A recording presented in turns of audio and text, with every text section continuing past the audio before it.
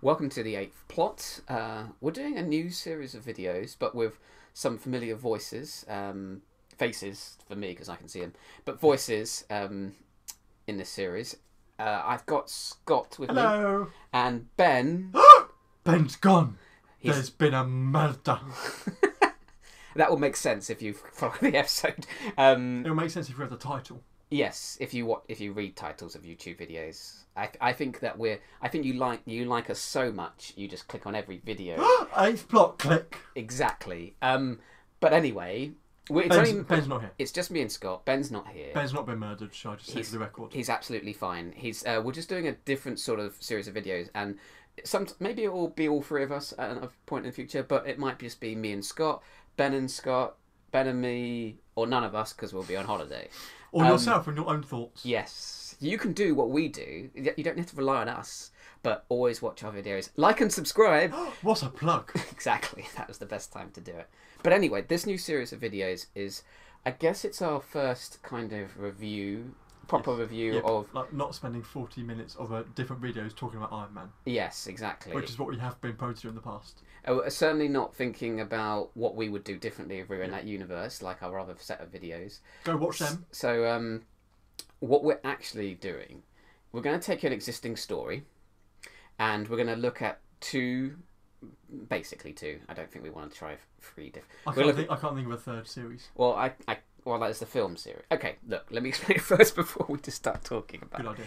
So in this series of videos, we're going to take an existing story, we're going to look at two versions of it, we're going to review those two versions, compare and contrast them together, and then we're going to talk about where we would take this story, this whole sort of idea, universe, that's the best way of putting it, and what we would do it, what's the next iteration of this, because we're probably going to do this about repeating iterations, like Superman, Batman, Harry Potter's now Flash. being redone, Lord of the Rings. Is Lord of the Rings being redone? I guess Rings of Power is kind of like, not a redo, but... Yeah, but it's not a redo though, it's sort of... They'll redo it in the future though. I'm not sure. But as you know, the Hollywood gets very lazy occasionally and just does two different versions of the same story.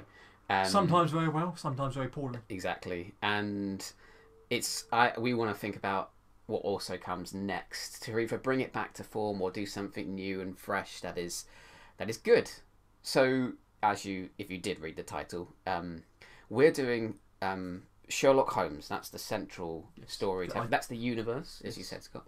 But we're going to look at the two different versions of it from, I think that they're the most recent as well. I think so. I'll say in another different version in a second. But we're going to take Sherlock. From the BBC Sherlock. And... Elementary. Which is the... NBC, I think. NBC or ABC? I'm actually looking at it on, just to plug our not sponsor, Wikipedia. But a very... Other websites are available. But very... You still get the jokes from this podcast, though. Yeah, we still get the old jokes. We're not doing any... Like Hollywood, we're lazy. There's no new content. We're not doing anything new. CBS. I had 3 letters. The American version of Sherlock Holmes, but still played by a British guy. Yeah. Thank goodness. And I was going to say, the slightly more modern is Enola Holmes. We're not doing Enola Holmes today. Is it modern though? It's not. It's recent, but set in. It's recent, but set in the past. But we're not going to include that. We're not going to talk about that because Enola Holmes, I think, gets her own separate thing. Yeah. And Henry Cavill, who plays Sherlock Holmes, doesn't get a lot of time in that. So, and that's its own thing. But it's in the Sherlock Holmes universe. But I think it's fair to say that Sherlock and Elementary are the two competing because they came out at roughly the same time. However, 2010 and 2012. However, I don't think you can say... I think I've made the mistake of saying that Elementary is an American spin-off, because I don't think that. Because I think they're two very, very different shows, but so I don't think you can claim it's a spin-off. No, not like The Office US and The Office UK. Well, isn't The Office US just The Office in the US? Yeah. But so I would have said that Elementary is just Sherlock Holmes in the US, but not a spin-off. Well, no, it's like the American version of... Because if you were doing Sherlock. A spin-off of Sherlock Holmes in America, you would have one where... who's his housekeeper? Mrs. Hudson. Mrs. Hudson goes away to the US and tries her hand at detective work. and it's kind of Well, like I didn't mean the spin-off. Like, you know how the remake is the version. it's I would have. Like the US is a remake of the UK version. Oh yeah, yes. It's not trying to be Sherlock. It's trying to be its trying to be its unique own thing. Yeah. So that's what we're looking at today. Before you come at me in the comments. Exactly. Sorry, don't. But do comment and do. Please do. It helps us, and we might take your comments and make a new video, but probably not. Maybe none of you comments. I comment. It depends on our scale of lazy. There's Hollywood laziness, and then there's independent filmmaking. Yeah. Excellence and efficiency and us. creativity, and we're in the middle because we're not inventing anything here. We're just creating. We're just talking about someone else, what someone else has done, and criticizing it, which we're well within our rights to do. Indeed. Okay, so let's start, shall we, with this basic question, Scott? What did you, if you had to watch one version of Sherlock for the rest of the time, and you had a choice between Sherlock BBC or Elementary, which one do you go with? That is a very tricky question, because I think they both have their pros and both have their cons. However, I think there's more content to be enjoyed with Elementary than there is Sherlock. I would agree with that. For me, however, I think Sherlock has very strong advantages to it than Elementary. See, I'm completely different. If you're giving me the choice, I would just take Elementary before you even finish the question. Like, for me, it's no contest. Elementary is Which one the did you watch superior first? show. Did you watch... It would have been Sherlock first, so- because I started watching it when it came out, and Sherlock came out in 2010, and Elementary came out in 2012. I think Elementary is more consistently good than Sherlock. I think Elementary is all good. The seventh series is perhaps a bit short. By the way, there will be definite spoilers. They're unavoidable. Before you watch this video, go watch both shows if you want to be completely on the ball. Take you a while. Yes, it will. But take you a while to Elementary anyway. That's the better thing to do here, I feel. And apologies if we say something in the video that we don't say that we've missed, because Elementary is 7 series long. Yes. And there's a lot of content in there. And Sherlock is definitely 4 seasons long. Yeah. But with 3 episodes one each. Special, I think. The Abominable Bride was the special. Yeah. So 12 in general, 13 with a feature. There was also there was a pilot that we never saw. Was it? Yeah.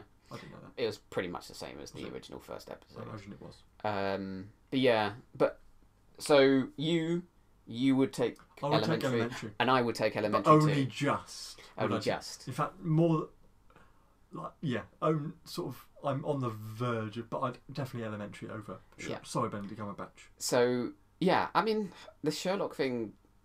Okay, that's the basic review. That's what we would go with. If you've only got a short amount of time, you can leave now. Yes, you can. But, please stay. There's lots of good stuff to come. Especially the final. I think the final bit is the most fun. Bit's going to get interesting. Don't skip. I know if you skip. Because the bit where we talk using my deduction skills, I know if you skip.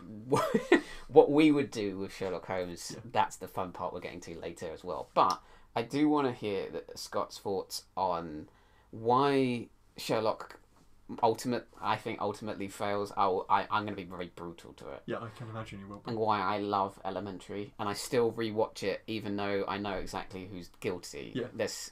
That's what makes it for me, is the fact that there's enough to enjoy before finding out who the guilty person is. Yeah, exactly. So Scott, what do you think of these series then? Well, I've got a whole list of things that are not in any particular order. Why don't we go through your list and I'll react to what you're saying. So I'm going to start with the BBC version first. Okay. Just to recap, the BBC version stars Benedict Cumberbatch as Sherlock Holmes. Then you have Martin Freeman, if I'm saying that right. Yes. Yeah, John Watson, and it's produced by Stephen Moffat and Mark Gatiss, who have also produced Doctor Who episodes. Yes. They were. And Mark Gatiss is actually Mycroft. Yes. So and it's supposed to be what it is it's Sherlock Holmes in contemporary society, in modern day time. Britain. Yeah. So it's rather than the classic Victorian feel, it's just London 20. I actually quite like that. I think it's more entertaining. Really? Well, I'll disagree with you later. Then it was more entertaining than it was in The Abominable Bride, should I say? Okay. But anyway, I'm going to start with BBC version. I think I enjoy this more. It's got more of a dry British sense of humour to it. It's definitely got a sense of humour. Yeah, I think it's just a bit more dry, a bit more sort of... Elementary is only funny when occasionally, there's this episode where a guy parachutes off a building and his parachute fails and he's also shot in mid-fall. Yes. And Sherlock like is standing over the body and says, "Did he also fall into a freshly chum pool of sharks?" Yeah. And it's the occasional Johnny Miller line that's brilliant. Yeah, I think he delivers one-liners very good, but I think BBC is more consistently like Trying. Yeah, it's trying to be funny and it gets. And I humour. think it works quite a lot of the time. Yeah, I think Martin Freeman is probably the I comedic love core. Martin, But yeah, Benedict Cumberbatch gets off some good like points. I think one of the funniest episodes, I don't remember which one it was, I think it's season 2 episode 1 should I say, where Sherlock's in Buckingham Palace and he's in nothing but a sheet. Yes, because he refused to get dressed. Exactly, that was quite funny because he was constantly trying to stay in the sheet while it's like, completely rotten. And then Mycroft he tries to walk away, but then Mycroft sort of puts his foot on. He's like, "Fine, then I'll walk away. Do it." I thought that was just hilarious. I did like how there were some scenes where someone would offer them both money for what they did, and Benedict Cumberbatch goes, "Whatever," and then Joe just snatches out the check and goes, "Thank you." And I did like that he was doing that. Yeah, and I think so I think it's more funny. I think the jokes hit better. Yes, and I think there are more of them, and I like that. The next thing I've got written down is I think it's got better cinematography just overall. Yeah, I think yes, there's certainly a bigger budget. Yeah, per episode. I think they can afford to do that with the 90 minutes they have. Yes. Rather than the 40 minutes they have in Elementary. Yeah, roughly. So I think it's shot differently. But I think the cinematography is better. However, I think it's like I said, it's a bit mixed up. So we're going to move between some things. I prefer the 40-minute format. So, I think an hour and a half is too long. Yeah. There's a lot of stuff you could have cut. There's a lot of waffle. Yeah, there is. But I think you're right on cinematography.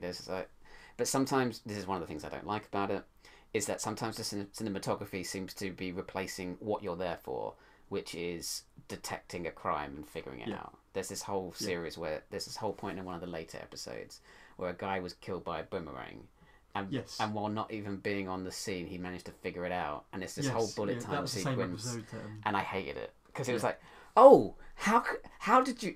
It's just. I could have figured that out if you had just shown something that hinted at a boomerang and everyone else wasn't getting it. But Sherlock goes, "Oh yeah, that's the boomerang slice on the forehead." A car backfires. He looks and the boomerang hits him over the head. Exactly, and it's just like, but that's. I'm sure we'll get to this. We'll get to my main gripe about Sherlock later. But yeah, 40. I prefer 40 minutes over an hour and a half. I think, however, like we were saying, it's sometimes too clever for its own good. I think Mark Gatiss and not Mark Gatiss, Stephen Moffat and Mark Gatiss, just have this way of making it too clever. Like they're not overindulged, but like make it too complicated, make it too. Yes, it's like it kind of feels like this. And what they've done is that they've written it all, but what they're thinking, they don't translate everything they're thinking onto what's there visually or being said in dialogue. And it's kind of like, they knew what was there that plugged the gaps, but we're not seeing the gap. But we're just seeing the gaps. And it's it's just overthinking it. Yeah. And sometimes they just throw stuff out there which we had no knowledge of. No, exactly. And it's like, because I can't remember what episode again it was, but Sherlock's on he's like goes, "Oh, that is the signature of the greatest assassin in Europe or something." Yeah. And he goes, "It is? Wow, is this on Wikipedia?" No, it's not. How was I supposed to know that? And it's that kind of thing when it's like, it's fine when Sherlock looks at a painting in one episode and tries to figure out why this painting is the fake, and he looks at Vincent Van Gogh's Starry Night, was it? Yeah, something like that. And he goes, "Here's a picture." Well, no, the picture's fine, and then he looks at a dot on it and goes, "Oh, that's the star." And that wasn't there before. That wasn't there in 1875 or whatever. That's the kind of thing I should get annoyed about, but I don't, because the picture's there. I think the painting was accurate. It was supposed to be a pre-existing painting, and if I had just paused it when the TV locked on the picture and then compare it, and then did my own sort of investigation, if I was so willing, then maybe it's figurable. It's easy enough to figure it out. But maybe that's a poor example. But I want to be able. It has to be there for me to figure out Yeah. And I'm fine with Sherlock being the guy who's smart enough to keep in his head that the star didn't exist in the night sky until then. Yeah. But it doesn't do that. I think that Sherlock just goes, hey, Sherlock's pulled this information out of the ether that you don't have anything, and it solves this entire case. Yeah. And I think, sort of moving on to that, Sherlock is a lot more brutal in Elementary? in BBC Sherlock. That's interesting. I would have said he was more brutal in Elementary. No, I don't think so. I think he's a lot more brutal in So what does he do that's brutal? I just think he's just a lot more upfront, a lot more arrogant. Oh, like that. Sorry, I was actually thinking brutal in the physical violence sense. Yeah, I mean, he goes out to physically torture Sebastian Moran. Yes, in we're talking about Elementary, where end of season 1. This is one of the good things about Elementary is that if I was to compare Sherlock to Elementary, I would say that Elementary is really pushing the boat out on what Sherlock does and altering the characters. Because if you don't know, in Elementary, while Johnny Lee Miller, a English actor, plays Sherlock Holmes, exactly how it should be, not an Australian, certainly not an American. No, no offence to either culture, I know any listeners, but I don't know if you do what Sherlock Holmes... They were cancelled. They were cancelled, sorry. Whatever. But either way, but Joan Watson is a female and John we Watson. will come on to that because I have some very good and strong thoughts about it. So I won't go into too much detail about what I think about that until we get to what you say. But you obviously got Lucy Liu playing... So the Elementary series is... You can tell it's a new series because it's a mess. This is a bit of a mess. Johnny Lee Miller is playing Sherlock Holmes. Lucy Liu is playing Joan Watson, sorry. And there's no Lestrade or anyone else. There is a Lestrade, but very briefly. Very briefly. Few episodes. But you got Sherlock's working with new American detectives in America, and there's so many different things that are really pushing. Like, because Irene Adler is in it, but she's also Moriarty, which I thought was a great. That I was shocked and I was completely on board with it from the beginning. We'll go with that later. Sebastian Moran is played by Vinnie Jones, and he does it brilliantly. He does do it well. And there's a couple of other characters, but there's a lot. They mixed. It's not even set in Victorian. It's not even London. It's New York, and so it's very different. But this is the kind of thing that if you'd love Sherlock Holmes, you might think that people would complain about it. But people didn't really. They just went, it's fine. It's good. They liked they liked it on its own merits. It's not like today when they flip around, the gender of someone and everyone loses their minds. Yeah, it was very natural. Natural. It's not like when Peter Capaldi regenerated into Jodie Whittaker. And everyone went a bit crazy. And the regeneration was this whole big thing. They introduced it very nicely, very naturally. Yeah. And I enjoyed that. And this is one of the things about... I think Sherlock Holmes has been done so many times in different ways that they'll keep doing it in so many different times in the future that really you can do what you want with it. I'm gonna. I was telling you about this before. Yeah. There is a version of Sherlock Holmes. It's a cartoon where Sherlock Holmes falls into some sort of cryogenic chamber, always put there by Moriarty, and he wakes up 100,000 years in the future. John Watson is still there as a cyborg, and now he's solving crimes in futuristic London. And I haven't seen it, but I want to, and I think I would enjoy it. And it doesn't matter. It doesn't matter that the central core Sherlock Holmes is still in there. Where did this point start? I don't remember. Either way, I think I was saying something about how Elementary... never mind. Never mind, we'll move on. I apologise if I dropped that thread. But at least I explained what Elementary is about. Yes. Yeah, that's a good... So Sherlock's more brutal. That's it, yes. But then... He's more of a jerk. More of a, He's easier to hate in this one. More of a, in Sherlock, I mean. Exactly. Well, Johnny Miller is a bit... there you go. This was my point I was going to make. In an hour and a half, the character development Sherlock goes through isn't a lot.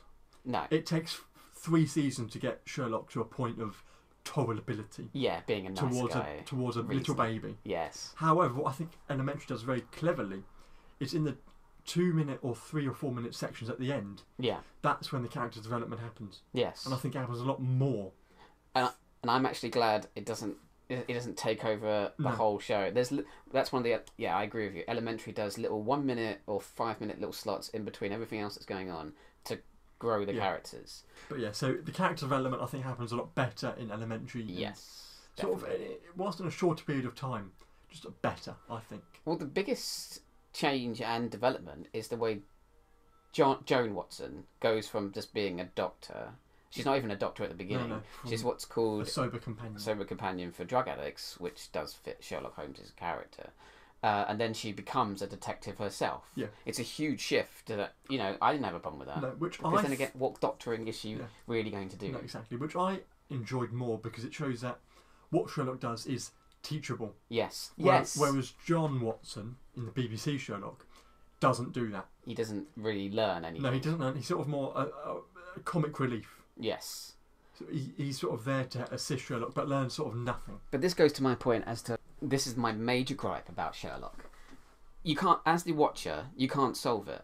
As the viewer, you have not. Like the first episode was the only one where I could have. I didn't, but I could have solved it. The study in pink. Yes, I could have. In fact, there was one bit of that I did solve, and it's like it's at the beginning where Sherlock's going, "Where is it? Where is it?" When he's found the pink.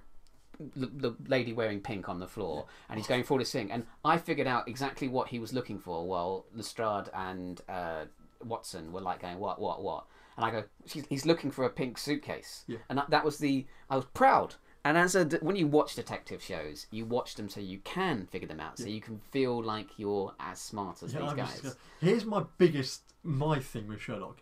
It's just the sheer incompetence of everybody else, right? Because Lestrade, like, you know, when in the Study in Pink, she was scratching that word. Rack. Rack. And they all went to, like, revenge or whatever in German, right? So yes. Obviously she's not going to type revenge in German. Yeah. And obviously it's a name. It's one letter, Rachel. There we go. You incompetent fool. It's funny that you say that, because I thought the same thing. Like, why does the guy at the door was trying to be the coroner? Not coroner. What was he? CSI, I guess. Yeah, whatever. He was trying to like say it's Rack for German. She was trying to spell out revenge. Obviously. No, it's not, you fool. But in the original Sherlock, it is Rack. I think she was trying to communicate something else. But I assume it's like a nice little Easter egg then. But that's in the elementary episode. There's a woman with Rack on her arm, tattooed on her arm, and they reverse it from what Sherlock does, and instead it's an episode about how she was trying to get revenge, and cunningly they use that is ACH, I think is the beginning. Yeah, ACH is the name of the person she wanted to get revenge on, and she put R and E on the other side, and it works better, I guess. Yeah.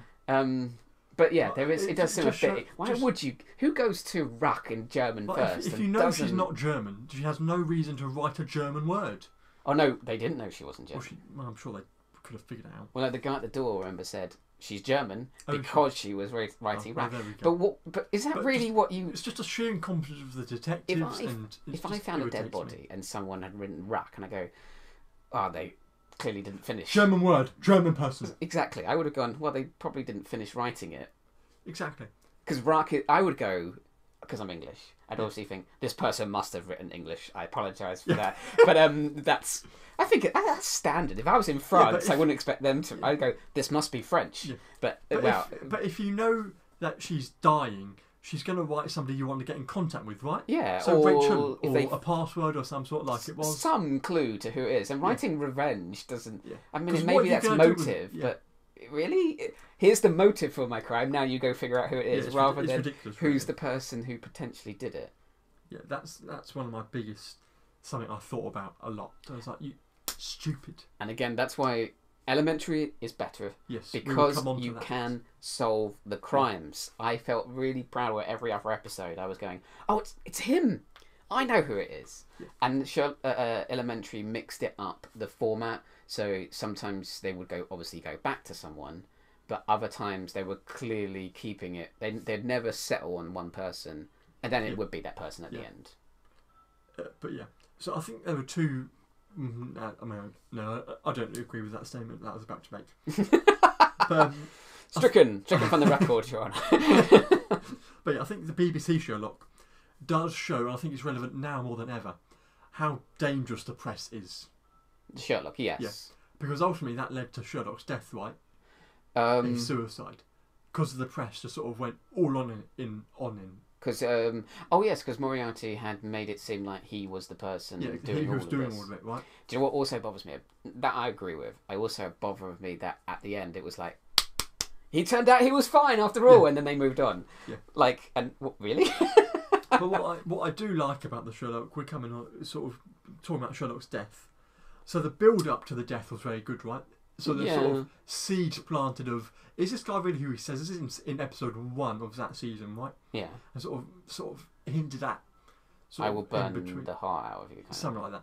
But I thought the build up to it was very good. I thought Moriarty was very good in that story. It makes sense for me for Moriarty to be able to do everything he can do if he is this criminal with lots of fingers and lots of pies, lots of blackmail and being genuinely clever himself. I didn't mind that character.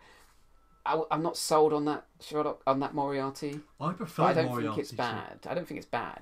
It's different. I've got a whole section of Moriarty later, so we can. It's different go back to it later. while still being Moriarty, and I like that.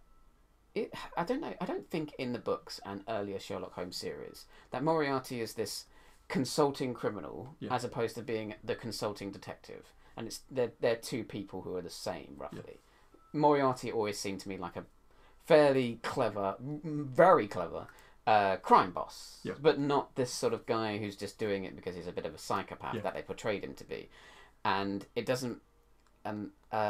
The way they also portrayed him as being kind of like flirty with Sherlock, that I don't know.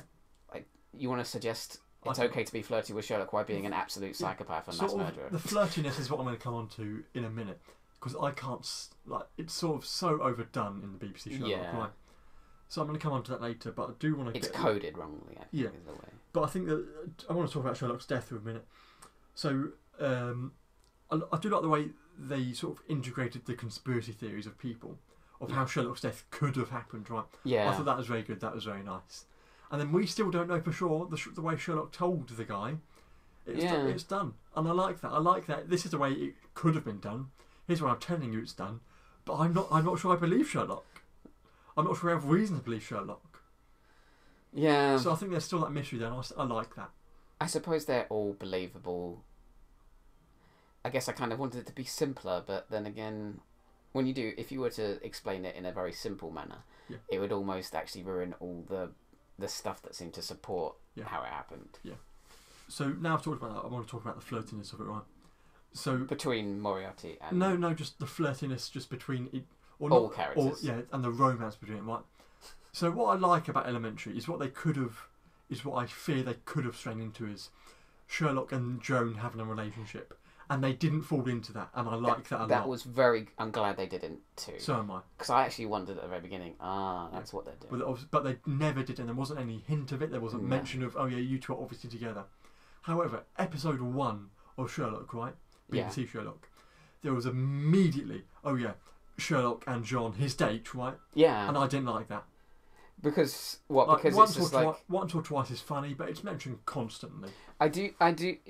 I understand it. Probably in the future they'll do that as some variation on Sherlock, and that's fine because then it's part of that exploration of their characters. But in Sherlock, it was supposed to be just about a partnership, Mike. It's a partnership and a brotherly love between two friends, and that's what Sherlock Holmes and Watson have always been about. And it's okay to do it differently in something if that's the focus, because I kind of want to see where that would go, but Sherlock pitched it as a two people, the brotherly love thing. Yeah, exactly. And therefore throwing in that flirtiness sort of situation really sort of that was unnecessary. Like in the curry, fine, make a few references to it. I think it's funny sometimes. Yeah. But the constant this is Sherlock and his date or boyfriend or whatever. Yeah. I didn't like that. And sometimes even just making fun of it is perhaps a bit disrespectful. Very over the top, I think. Which was and I think, like I said, I'm very glad they didn't stray into that with Elementary. Yeah. Because I think it's not a way we've seen it done before, and a way they could have moved to. I don't think it's ever been done. I don't think they've ever they never explored it before. No. But that's one of the things. Lucy Liu's portrayal of essentially John Watson, is really good. It is very good. She's very very competent. she's incredibly competent in a way that Martin Freeman perhaps. Martin Freeman is a bit out of his depth with Sherlock's adventures, Yeah. while Joan Watson obviously is, but she acclimatizes it to him more. And I think it's in the 4th series where she basically really commits to being a detective. Yeah. You don't really see her on a date anymore, having a social life. Yeah. And I guess you can say that's bad for her, but she seems to get on with it quite well. But she's like there's a whole season where Sherlock disappears for a little bit, and she's on her own, and the episodes are her being a detective, and she's really good at it, and they basically saying she did very well without Sherlock. Yeah. And I like that. It's something John Watson in the BBC Sherlock couldn't manage. No. And they didn't want to do, apparently. No. They didn't want to, because even in the Robert Downey Jr. film of Sherlock Holmes, John Watson has clearly taken on some of Sherlock's things, while also being a John Watson I really liked, because he's very competent, capable, in his own way, and living and able to have his own social life outside of Sherlock Holmes. He's moving away from Sherlock Holmes in the films, and that's a powerful sort of character growth. Yeah. But in Elementary and Sherlock, we're looking at two different John Watsons, and I prefer what Joan Watson's doing.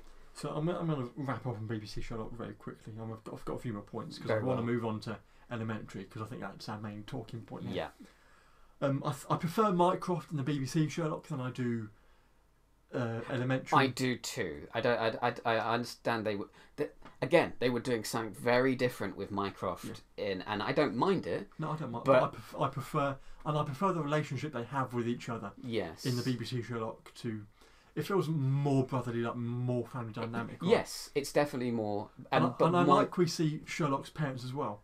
Oh yeah, that was great. See like two very sort of high middle class sort of normal parents with these two just outrageous kids. Yes. Or 3 outrageous kids, would we say? Oh yeah, we're talking about Sherlock now. Yeah. We do see his parents in Sherlock, and they're two normalest people in the world. And I like that. I prefer that. See, the thing is, I thought that was just a joke played for laughs. Yeah, but I thought it was fine in Sherlock, but in Elementary, what I didn't. Again, I'm with you. I thought that Mycroft in Elementary was less like the Mycroft I was expecting. Yeah.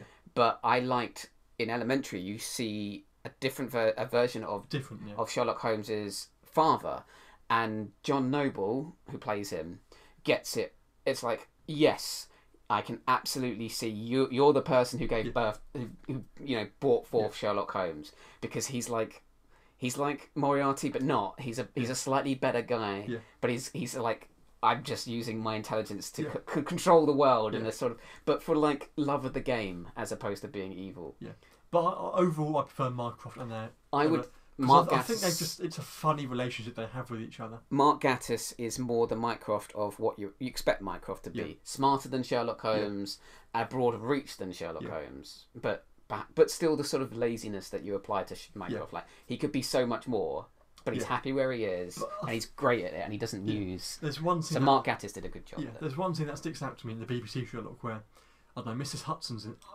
I prefer Mrs. Hudson in this as well. Well, you barely see Mrs. Hudson in but I think she's funnier. But there's one scene where Mrs. Hudson's speaking, and Michael goes, "Shut up, Mrs. Hudson," and I think John and Sherlock both go, "Mycroft," and I thought that was hilarious. I was like, I think the Mrs. Hudson Elementary appears twice, I think. And not very much. She's mentioned a few times. Because they don't need a housekeeper for that situation. But I really like it's played for laughs sometimes, but she really felt like a Mrs. And she had this shady background as well, which was quite fun. She had like this sort of dark, sort of criminal history, didn't she? This is one of the funny jokes in the show that I remember. Is that someone like kind of semi-tortured her in a little bit, or really sort of abused her, and then the American is thrown out of the window, and you see him fall past the window, and then you're in the hospital, and he goes, "No, Mr. Hudson's answers, that was right in my bins." But it's even a bit later where Lestrade goes, "So he fell out a window." Yes, 14 times. It's funny how these things work out, isn't it? But that's a nice thing, because that American I really hated, even because of what he did to Mrs. Hudson, who I liked, and then Sherlock's thrown him out the window 14 times, and then said, "He fell out a window. What can you do?" But then it goes to show that Mrs. Hudson is essential to the 221B. I think the dynamic, which is maybe why there could have been a way to work her into Elementary every so often. maybe. Even that version that they created, which was I'm still not sure about it, but that version of Mrs. because the actress In Elementary. in Elementary. Sorry, yes, that's where I'm going. Is she's a huge actress. Is she? Yeah, well, she seemed quite tall. She seemed bigger than. Tall. I think when huge isn't like popularity, not sorry, like physically tall. She's a physically imposing Miss. Yeah. And I kept thinking it'd be really fun if along the line she kind of saved them both from the situation because she seemed physically stronger than both of them, and that's where I thought she was underused. I just want to sort of move back to the friendship of Sherlock and John in the BBC. Is when they're drunk, they go on John's stag do together, right? And I just thought their sort of relationship whilst they're drunk is just very funny. Yes. And I think moving on to a bad thing about Sherlock, which might be my final point, we can come back to some of these eventually, is a lot of these series in episode 2 or the middle episode don't stand up to episode 1 and 3 of the series, right? Yeah. So what was it? Series 1 we have introduction and then Moriarty, where he uses like the humans as bombs, right? Yes. But I don't remember episode 2 was like the weird sort of Chinese sort of not Chinese sort of. No, I think it was. It was there was like Chinese circles or something, wasn't it? Yeah. But it was a really weird. It was a very different bad episode, I thought. You think so? And then a lot of it seemed superfluous. Yeah, so you could have shrunk that down to an hour or less. Yeah. I didn't really even like the episode. And then series 2, we have the Hounds of Baskerville, which I thought was a fine episode. It wasn't great. There are things I liked about it, but overall it wasn't good. It was a different way of doing the Hound of the Baskervilles, I thought, because the what's it called? The Baskerville guy was clearly more broken than the one you'd see in other so I thought, versions. I didn't. Yeah, so series 2, episode 2 didn't hold up to the episode 1 or 3, which was Irene Adler and then Sherlock's death. So I think season 3 is okay overall. I think it's John's best man wedding, or the wedding in episode 2, which I actually like. I like that episode. I think it's okay. I think it's funny. I think it pulls off a sort of a closed room murder. I'm going to use. So a murder's happened in this closed room, but how? But I would say again, absolutely no way to figure it out whatsoever. No way. And maybe this. I think the episode was trying to leave clues, but I still think it was terrible. But we do see a softer side to Sherlock with him interacting with Archie. That is actually an episode I will say that I liked that episode of the wedding. Are we still on the wedding episode? You're still referring to? Yeah. That's a sense that Sherlock is still being Sherlock and still using his observational skills, but in a different setting. Because I think he spends time with the maid of honour, trying to find her a date by going, no, not him. And then there's the bit where he essentially gets someone taken it. No, the guy still attends the wedding, but he's the ex-boyfriend. So he's kind of goes. He basically tells him, "You will be quiet and shut up at this wedding, and you will not make a scene because I'm a high-functioning sociopath." And I thought, what's clever about that episode is that there's no real detective thing that I can figure out, but he's using his detectiveness in a social setting, and it's quite funny. Just the way he interacts with Archie is like, have you got any pictures of murders? Yes. Can I see them? Yes. That just goes to show that he doesn't know how to operate as a human being. And then at the wedding, it's like, if you solve this one, Archie, there's a picture of a beheaded nun for you. And I like that. I thought it was funny. So I do enjoy season 3 overall, and I think season 3 is its strongest season. I'm just trying to look up season 3 right now. I'm trying to remind myself. So, Many Happy Returns. So that's the. Oh, that was when Sherlock returns. That was a fine episode. The Empty Hearse. And the Sign of 3 when they're pregnant. That's a fine episode too. Okay, Best Man Seats and The Last Vow. Oh, the thing that The Last Vow brings back the Augustus Magnuson or Milton. Yes. Sometimes it's different, but it's Augustus something. So his Last Vow is the one with Augustus Magnuson, and he's a recurring character in Sherlock Holmes thing, and I really hate that character simply because he's a blackmailer. So there's a bit that just makes him really hate his guts. Like, you are just the worst. Yeah. Is when I think they're outside and he goes to John, "Can I flick your face?" And then flicks his face, and it's just makes me feel weirded out and creepy. I Yeah. hate him, right? Yeah. But I thought, I thought. Other than that, I thought the episode was fine. I think the way they ended it was like that Sherlock last. assassinating. Well, yeah, shooting him, and it's like, oh, you're clever. I could have done that if I had if I was being blackmailed by this guy. And the worst thing about that episode is that it's all in his mind palace. So you is it? All the evidence is in your mind palace. So all this build up of having this massive storage room is in his head, is it? Oh, I'm not actually bothered by that in some sense. What bothers me is that if you're being blackmailed by this person, you mean if I just kill you, then I'm free? And then there you go. Yeah, then that's blackmail is and how is that evidence? Yeah. But I suppose they were going back to your point about the press. Is that it's not actually about there being evidence because he was a press baron. Yeah. So it doesn't matter that he doesn't have evidence. It just matters that he can say these things and they will with be out some there. truth behind it. Enough to perhaps link because he knows where the evidence is. Yeah. But so actually, by that actor played really well. Made me hate that Augustus guy, but it's really easy in fact, to hate my final point about Sherlock before we move on to Elementary, because I think we've taken a long time about this. Yeah, is the mind palace, right? I like the mind palace, right? It's an existing memory technique, and it's fine. And I like the way when Sherlock gets shot in season 4 by John's wife. Yes. I like the way they use the mind palace to sort of use. Oh yeah, you've been shot this time, but you've not heard the glass shatter behind you, so fall backwards, right? And the use of I like that sort of sequence in Sherlock's head, right? If I could believe that in that second he could think like that, yeah, it works. But I found that granted stupid. It doesn't work like in the second, right? But you could use having not being shot. I don't know how slow time moves. There's always a suspension of disbelief in this kind of thing, and so therefore maybe I'd be able to. I could honestly believe that if you were that smart, yes, you could use it to your advantage. But I don't know. I thought I kind of what's going on. People don't do this when they get shot. No, but having not been shot either. But from what I've heard, you've not. Surprisingly, no.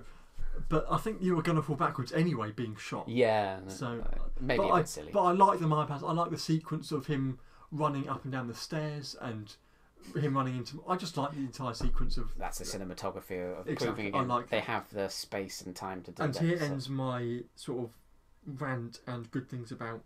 Well, now it's time to move on to Elementary. I know we've covered some of these already. Yeah, but, so a lot of them will be. But yeah, so I think Elementary's clever, but it's not too clever like Sherlock was. Like I said, you can figure out most Elementary episodes. You also learn something. I thought if I decided to apply observation, and sometimes I do this little thing sometimes when I'm on a train in London, where if I'm bored, I'll look around the train and kind of use Sherlock Holmes to guess when people are going to get off. Yeah. So if I'm on one of the underground lines, will connect to somewhere that like for Heathrow or something like that. So I look around and I think, oh, that guy's got a suitcase. Yeah. You're getting off then, and he does, and I go, woohoo! I learned something. Point for me. A point, yeah, it's kind of a point because I think that what Sherlock Holmes does in Elementary is teachable, and you can then apply it if you were so inclined for whatever reason. Yeah. I just use it as a game. Yeah. Sort of, we've covered a lot of these already, but Sherlock seems, while still seeming like this superhuman being, right? Yeah. He still feels more human and more down to earth. Yes. He's able to teach Watson about his skills. While some of his main character traits of arrogance and unemotionalness are still there, right? We're still seeing more human side to him, right? Because he cries and he gets really emotional, and I think making more about his drug addiction, because in Sherlock the drug addiction is just there to help him by, and it's like who cares that he's taking whatever. But in Elementary it really affects him. It's made it like if he is on drugs, he can't be a detective. No. And what is his purpose in life? Yeah. And I like it's the drug addict storyline. Yeah, because I think it was genuinely one that could help people in the future. Yeah, I think that it is part of it. Reevaluated the way I think about people who are on drugs, because this series is peppered with people who are living a life. I'm going to say acting normal, being normal in life, but they've got this thing that could take them down. Yeah. But it teaches you a little bit about how so this is what addiction is like. It's a monster that stays on you forever, and they imply that he would, and he gets bored by the act of trying to keep his addiction at bay. But that's what it's like, and it allows me to think more about people who are addicted and treat them differently and respect them for the life they're living. Yeah, so I think the drug addiction's storyline is very good. I think there are good points to point out to it. That while Sherlock was ultimately resistant to sort of going to the meetings, like no, why would I listen to the bunch of people dravel on? I think ultimately, with him having a sponsor as well, I thought that was quite. Just the whole storyline was. It got them together differently. Yeah, very good. Yeah. In Elementary, Watson and Sherlock came together very differently in that show, and it was kind of adversarial in a way that it's not in other portrayals. Yeah. I think their friendship develops in a sort of more natural way. Like, though they're just roommates, but here she's on his case the whole time. Yeah. That's good. And the whole sort of... You can't do drug addiction by yourself. You need to seek help for it. But that's another... Which is very nice. That's it. Elementary actually teaches you real world stuff. Yeah. And this, because that's what the people need. Yeah. And that's the nature of addiction. Yeah. So, and I thought it was just... All of the episodes were consistently good, right? So whilst I spoke about how Sherlock's mid-episodes were sort of average, I thought all of it was consistently good, right? The only episodes I thought were weaker were the ones which were two-parters. Yes. I thought those were weaker because, well, I have to come back and finish this later, and you can't actually complete the detective episode in one episode. No. You have to wait till the next one. Yeah, they were the only like the 7th series, which I thought was quite strong. And I ended well, and it was good. I didn't like the episodes that were focused on the whole Reichenbach situation, the sort of better-looking, more human Mark Zuckerberg-ish sort of character who controlled this Facebook-like thing. Yeah. That was good. That's fine because that's modern and contemporary, and a difficult situation that we have, or a situation that we have in our actual society, and it was handled well. But there were just far many episodes based on it where there wasn't anything for me to detect. It was doing the action sequences of how they fight this guy, as opposed to giving me a crime I can solve, or try to solve, in my case. Yeah. So we've touched on the fact that Joan and Sherlock's relationship wasn't romanticised at all. Yep. So I thought that was very good. But I don't know if you're going on here. You're going to talk about the Irene Adler-Moriarty relationship. I was going to talk about that in the Moriarty section. We'll get to that later then. Spoiler. Is that a spoiler? Yeah, that is a spoiler. Outright spoiler. We've talked about the character development of Sherlock happened in the last 4 minutes of the episode. I like that. And character development for the background characters. Like Lestrade doesn't change really in any Lestrade Sherlock. Was actually an intolerable character in Elementary. In Elementary. Oh, I really loved him.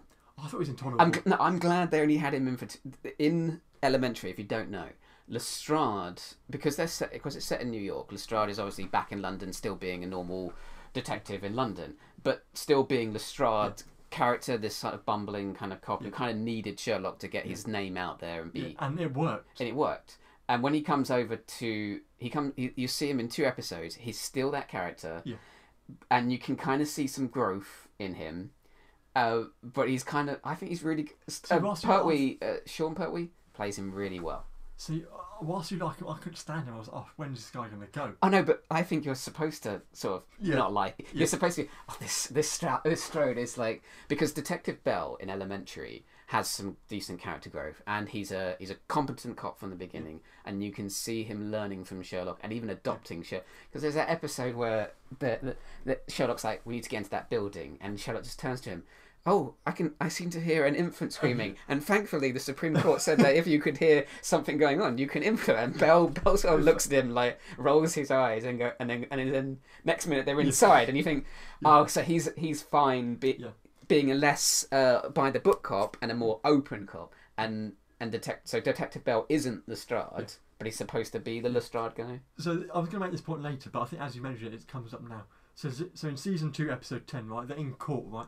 Because Bell's just been shot. Yeah, that was good. But they actually address Sherlock and Watson's just flagrant law breaking. Right? Yes. And I enjoyed that. Oh yeah, I thought I heard somebody screaming for help or a baby crying, but it turns out just to be a puppy or something. Yeah. Or no, he's just making like Sherlock in Elementary will lie to investigate the crime, Yeah. but he's an ends justifies the means guy. But I think is Sherlock in Sherlock the same? I don't think so. No, I don't think it's ever really addressed. It's never addressed. Really. But I like the fact it was addressed in Elementary.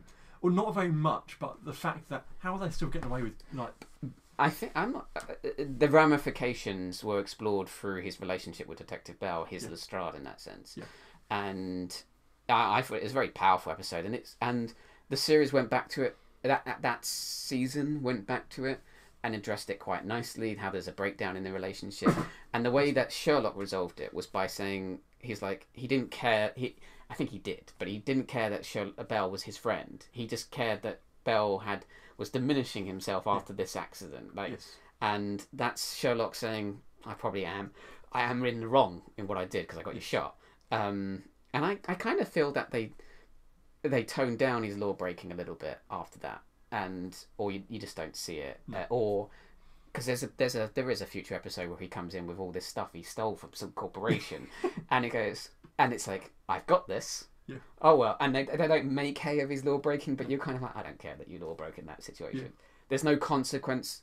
What he did would not bring a consequence back of Bell getting shot again, basically. So it's kind of, I think they toned down his law breaking a little bit. So sort of talking about Detective Bell and Tommy Gregson, I liked both of their characters. Yeah. They weren't completely incompetent, and actually a lot of the time they did help Sherlock as well. And I like the fact that the captain punched Sherlock in one of the episodes because Sherlock had really overstepped bounds, and it felt very American. I hope Americans are not gonna. That felt like what an American police captain would do. And there's moments where they're given time to shine as cops. Yeah. Well, I say cops in like let's use this phrase: competent, good cops in America. I'll use that expression to say it, but that they. Like how cops, you would actually expect cops to be. Yeah, exactly. I like them both. You see less of Tommy Gregson than Bell, I think, overall, but still. I think for the first couple series, I think you see them equally. Maybe it changes during the later. Yeah. But I think where Tommy is, Detective Bell usually is as well. Yes. Which is quite strange for for a police captain. I do like how they talk about Sherlock when he's not there. Yeah. And that's something that everyone like. I think there's a scene where they're all Joe and Detective Bell and thing are there, and they like, so where is he? And it's they're dynamic, and it's like, yeah, we know who we're dealing with. So overall, I like that. I think one of my favourite episodes, in Elementary, was No Angels. It's season 1, episode 19.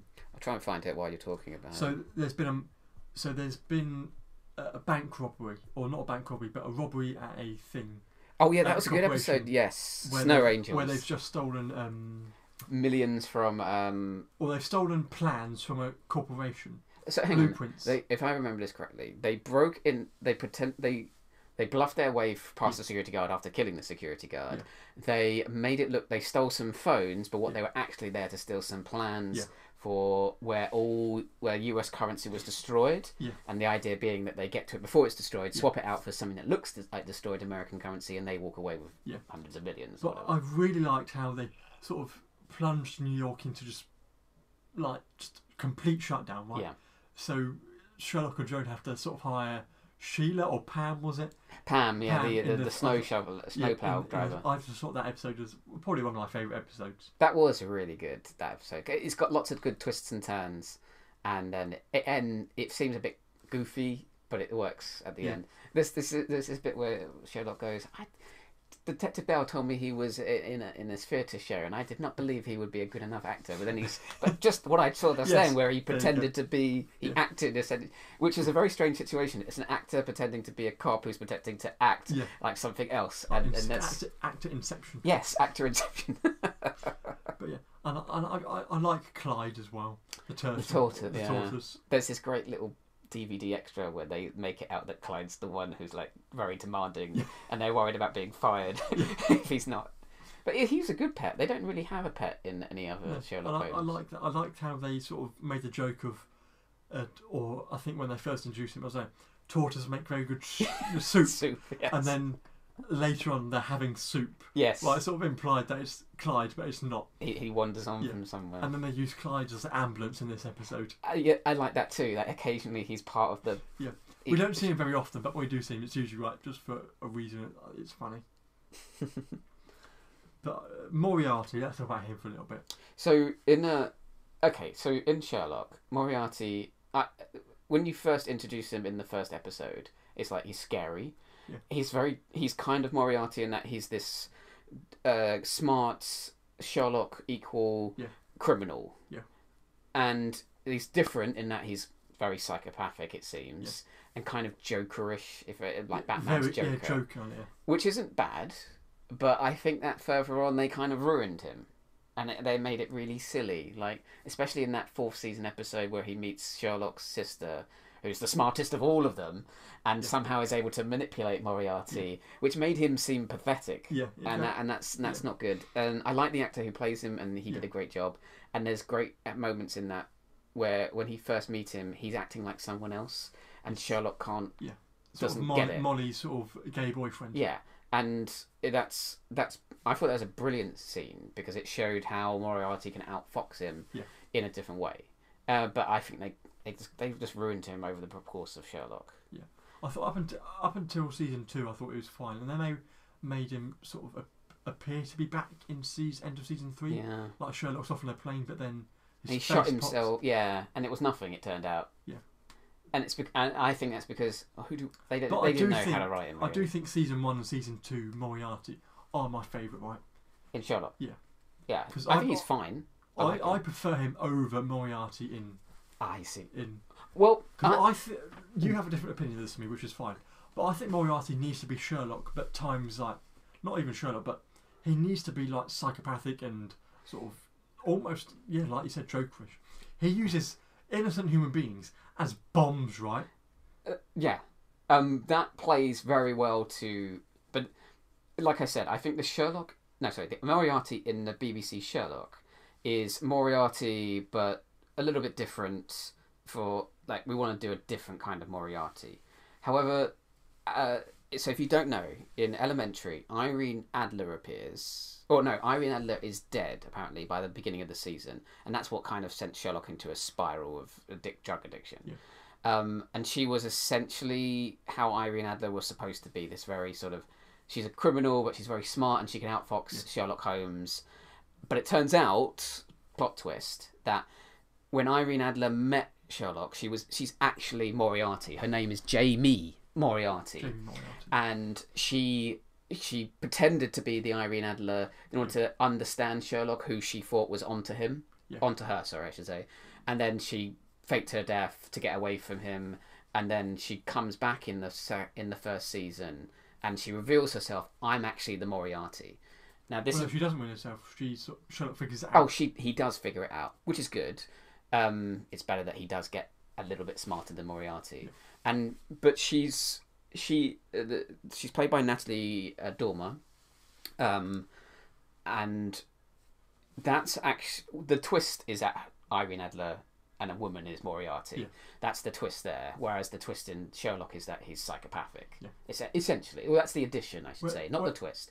But Natalie Dormer's Moriarty is more what Moriarty should be like. He's closer to the Arthur Conan Doyle characterization. He's amoral, or she's amoral. She doesn't really have any strong morals, but she does have some, and she's just there to make money or control or love of the game. Whereas Sherlock's Moriarty is just jokerish. Yeah. Whereas so there was a little bit before, like halfway through the season, where Sherlock thought Sebastian Moran killed Irene Adler, who was Moriarty. Yes. Yeah, but I actually preferred Sebastian Moran as Moriarty than actual Moriarty.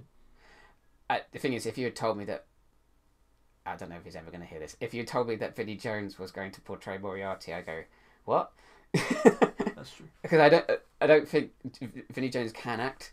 I don't know if I would believe him as Moriarty. He's just sort of a big tough English guy, isn't he? Well, he played Sebastian Moran differently, but in the same as you would expect. Sebastian Moran is the kind of right-hand man you would want in your organisation. Yeah. That's how I always view that character. And I thought what they did with that character as well was very clever. Like, so Moriarty sent a message to someone who she knew Sherlock was going to get the message. Yes. Right? So took the phone to Sebastian Moran it delivers a message that you need to kill yourself. Yes, that's clever. That bit. He does, and I thought that was very clever. I enjoyed that. Again, just to catch you up, there's Sebastian Moran is in prison, and he's kind of Moriarty can't reach him. She wants him to kill himself to get to obviously move out some evidence, sort of kind of thing. Get rid of a witness, I should say. And so, yeah, she does exactly what you said for a convoluted, but it's a clever convoluted. It's believable. Yeah. As a whole, I still prefer the BBC Moriarty than Elementary's Moriarty. But it's fine to have different opinions. But I also would have said that after introducing us a great Moriarty in Elementary, the whole thing is then upset and made worse by the fact they never brought her back in any substantive way. No. They defeated her, and that was it. Yeah. And I thought that's underusing Natalie Dormer, but also underusing your character that you created. Yeah. But what I did like about the way they introduced Moriarty in the BBC Sherlock was there was like for 2 minutes you thought, Moriarty is John Watson. Oh yeah, there is that hint, isn't there? Because I genuinely believe that like, they've taken a twist. John Watson is Moriarty, right? And I enjoy. Ultimately, it's relieved that he's a human bomb, right? But I enjoyed the shock of it for 2 minutes was it is him. That would have been a very different show. Yeah, maybe it's something they can explore in the future. But there's okay. I think are we? How many more points you want to make? I think we're finished. Because I was going to lead us on now into the final part of our episode today, is to think about. So every time they do Sherlock Holmes, they do it slightly differently. Yeah. But with some familiarity, and that is there was a Will Ferrell and somebody else who did Sherlock Holmes. But that was perfect. That was supposed to be comedic. Yeah. So you can kind of forgive that if it's very different. Yeah, but it was not. I don't think it was very different. I just thought it was a different version of Sherlock. I think I said this before, that what I like about Sherlock Holmes is that since I think it's been done. There's different versions of Sherlock Holmes that are so good or so close to what Arthur Conan Doyle envisioned that if someone said we're going to do this version where Sherlock Holmes and John Watson are together, or you're going to do this version where they're in the future and they're cryogenically frozen and one's a cyborg, or there's a Japanese version of Sherlock Holmes where John Watson and Sherlock are both women, and it's obviously done with a Japanese flair and it's very different, but I think it's from what I've seen of it, it's also very good, and it's got a cult following. Is that you can almost do anything with Sherlock Holmes, and as long as you somehow keep the core thing. So it's like Enola Holmes is the latest iteration of Sherlock Holmes. It obviously focuses more on what Enola does, and that's very good.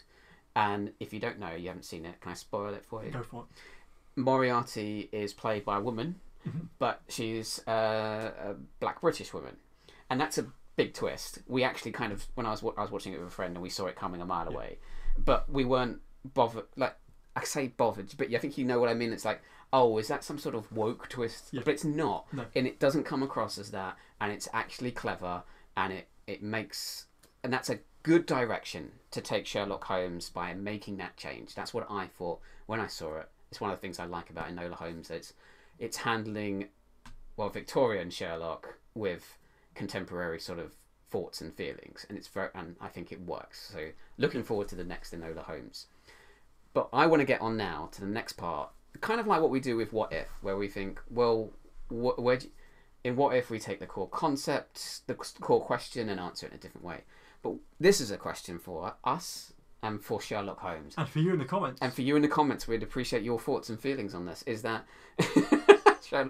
Scott's shaking his head. I do. I'm glad somebody does. Do comment. Yeah, please do comment, because I think, who knows, maybe the next producer of Sherlock Holmes will see this and go, that's a great idea, let's do it. So we want to think about... Maybe that producer is you. Yeah, maybe. When credit us. Dream big, kids. Yes, dream big kids. Not drugs. Dream big kids. No, that's not going to become a catchphrase. But here we go. Where does Sherlock Holmes go next? Let's say Enola Holmes finishes... and someone goes, well, people still love Sherlock Holmes. It's a great detective. People love detective shows. They love the way Sherlock Holmes detects and solves crimes. Where do we go with this next? And you could go, well, let's go into the future, or let's go into Victorian time again and do it slightly differently, or again set it in contemporary society and do it differently again. However, we were discussing this before, and we think we've got this is where Sherlock Holmes should go next, and there's kind of slight two versions of it. Okay, number one, Sherlock Holmes in Rome. Yes. Let's say Ancient Rome. 2,000 years Like ago, plebs. that period of Rome, Yeah. like the Caesar time of Rome. That's a Yes. good time because there's a lot of good Roman history you can Yes, incorporate. lots of murders. But like, Spoiler alert. like that's part and parcel. But so Sherlock Holmes becomes Sherlockudus Maximus. No, Sherlockunus. Holmesus. With Jonas Watsonus. Yeah, Jonas Watsonus. Or Watsonix or something like Yes. that. And so, it's the exact same thing. It's exact, like, let's say the Sherlock Holmes character is a mid-ranking, like Roman citizen. Yeah. He's independently wealthy somehow. Yeah. Maybe his dad used to be a general who defeated Carthage back in the day, and Julius Caesar is trying to take power in the background, something like that. Yeah. And he's solving crimes Yeah. in Rome, In ancient Rome, yeah. and they maybe give it a sort of British twist. Maybe like Rome's almost British in its in the way it's sort of not like well maybe not. Yeah, it's implied everyone's speaking Latin, Yes. but some people sound like Cockneys or something. Yeah, like plebs. If you've ever Yes, seen plebs. less. and he's using the deductive reasoning to solve crimes, and you could even throw in kind of like the advanced science that Sherlock Holmes tries to bring into the Victorian period, and Watson is still a doctor. There were doctors. Oh, that would be a twist if you gave him a philosopher twist or something. But he can be a doctor because doctors exist. Luke in the Bible at the time of Jesus was a doctor, so we definitely know that you had doctors. Maybe be funny if he threw in some of the. Oh, you've got a demons in your skull. We're going to drill into. There's some trepanning, but it's successful somehow. Or Watson throws in some other like, okay, I'm going to wash my hands before I do surgery on you, which Roman doctors probably didn't do because they didn't know. Stuff like that, and then you have Moriarticus, who's I don't know, maybe he's someone. He's someone in the Senate. Yes, that's even better. Like he's a corrupt senator. Yes, and he's the one that plans Julius Caesar's murder. Oh yeah, that's great. And at one point, maybe this season, maybe at some point, you do Julius Caesar's murder. Sherlockus, help! Julius Caesar's been murdered.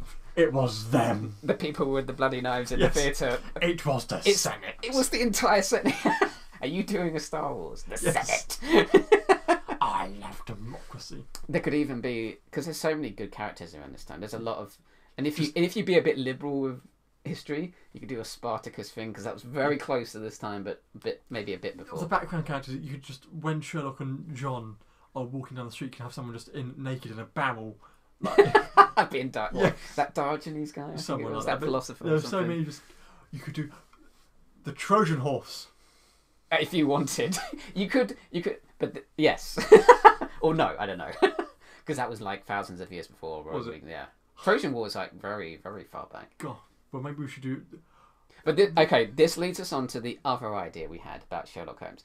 Set it in ancient Rome and do it there, and it'd be fun. You'd still have some detecting, and I think it would work. Was really there police well. force in ancient Rome? Well, you could go with you could certainly have some soldiers who would. You could definitely have a Lestrade or Lestrade is Lestradicus. Lestradicus is a general of like a Roman sort of... the Roman regiment or whatever, or centurion who runs the security of the capital. Because I'm pretty sure Rome would have had some sort of security force. Maybe there was a Senate force or something. But you can still have that. You can have an Irene Adler as well, who again, because Roman society was very misogynistic against that time, but she's still breaking away and doing crimes as some sort of, and it all even a blackmailer like the Augustus. Augustus works so as a Roman name, like Magnus and Minion, whatever. Yes. You know what we're trying to do with the names. But what your idea about like the Trojan War and stuff like that? This could also be good. You do Sherlock Holmes. Exactly the same characterization, maybe played by the same actor, maybe different actor. Like Blackadder. Yes. Right, so it goes from the Tudor to World War II to Georgian or whatever. But I think we were thinking that it's not like a series set in one time. You start off in like just prehistory and like an old ancient Sumerian civilization, and you do Sherlock Holmes there, and then you leap forward 100 years and you go to China during the Ming Dynasty. Not the Ming. No, that's not far. The Zhou Dynasty period, and there's a Sherlock there's a Chinese Sherlock Yeah. guy doing it, and like there's and there's every episode there's a Lestrade, and Yes. there's a Sherlock and a John Watson, but they're in the time frame that they Yes. are doing exactly Sherlock things. Yes. And then you do Rome. Yeah. You eventually get to Rome. You do Greek. You do the Trojan War. You do. There are so many good. The Emu Wars. The emu. Oh, if you don't know the Emu Wars, go to Oversimplified History, Yes. and there's. And I could imagine the crime. Like an emu did this. No, or someone made an emu. That Sherlock, the Australian Someone's Sherlock Holmes training is the in there. emus. He goes, this guy was stabbed in the back. Yes. I'm not doing a great Australian accent, so I'll stop. But he goes, and the Sherlock walks in. That's not an emu. And that's not a knife wound. That's an not emu beak. that's not a knife. No, sorry, it's the other way around. He goes, that's not an emu beak wound. That's a knife. Exactly. You could go to like the Viking period. That'd be fun. Oh yeah, like this was done by a berserker. Yes. No, do you see the sword here? This was Yes. this was not done like that. And you just go to different periods. There's so many different periods of times. You could even introduce like they could do, like you do set it in the Mayans or the Egyptians or Egyptian would be fun. the Mali Empire there was a guy called Mansu Musa. I think I'm saying that right. The richest guy ever in all of history. And there's this period where he gave so much gold away that it crashed several economies in several countries, and you could easily do a thing there where someone's trying to steal his money, Yes. and the Sherlock Holmes character is there. Someone's trying to assassinate him. The Romanov period, the beginning of the Communist Revolution, The Tudor period. the Tudor period, Henry VIII, like he tries to paternity test. Or something. Richard III. Oh, that yeah. You could, Did he murder his nephews? yes, the boys in the tower. Of course, you could do. You could solve actual crimes in Yes. history that we don't Yes. know who did it. Who did that? Who did kill Commodus in the bathtub? And that is our pitch to you if you're doing show. If you're Yes. This is now our intellectual property, right? So- no. Ooh. Well, do you know what? Arthur Conan Doyle's work should be in the public domain by now, surely. Let me just see. I'm on his works now. I'm just going to Are see. you telling me that we've made no money from us if people steal it? Well, hopefully we could prove that they saw this episode and Okay. they. Using our deductive reasoning. Oh, if it does happen, if someone makes this series, we can go detecting. We'll do our See own. you in court, suckers. Exactly. But make that. I want. Do you know what? Out of all the ideas I've heard about Sherlock Holmes, after they finished the most recent one, do that. Just different. I would take the Rome or a different place in the world. I would go to China and do it in the Emperor's court of Yes. there, and it's Sherlock Holmes there. I'd watch it. A samurai. A samurai one Sure. would be good. Just Like I could imagine that someone's about to commit seppuku because they lost something, and the samurai is ashamed, and Sherlock walks in and proves that your honour is intact, sir. You did not do this. Did not happen the way. This is how it really happened, and then the whole thing turns around. I could do that. I would love to see Sherlock Holmes. Obviously, do different actors, but you could always return to the same actor in a different period of history. But I think that would be really funny. But also, I feel that you could even try and work it out. I think we're on to a good idea now. Please, if you're watching this episode, comment, share, talk about it. What's it called? Duet it or something on TikTok. Anything. Why would you put Get- this on TikTok? I don't know. Not this whole thing. Oh. Not this hour and 10 minutes we've I was done. going to say. But you can what's it called? You can take a section of what we're talking about, and if you're a TikTok guy, have us give our idea, then review. Make this Yes. I really want this to be the next version of Sherlock. This is what they should do. Different time Perfect. periods. Get away from the Victorian. Get away from the contemporary. Go into the past. Or just thought of this. You set Sherlock in different film universes. So Star Wars. I think the Dark Lord of the Sith is you. Do you know why? you've Because got you're the- wearing dark cloaks all Yes. the time. You've got the, why is the same? You've got the same cloak. You sound the same as this Darth Sidious guy. Say, do it for me. Do it.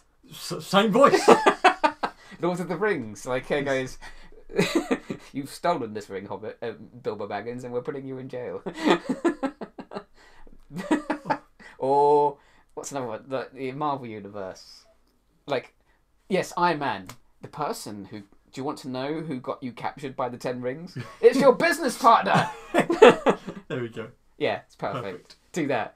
Ancient history, Roman times, or some other set period of time. Or Sherlock Holmes in different film universes. That's our idea. We said it first. I think. Make that, please, BBC, whatever. Not Whoever BBC. has the rights. Yes.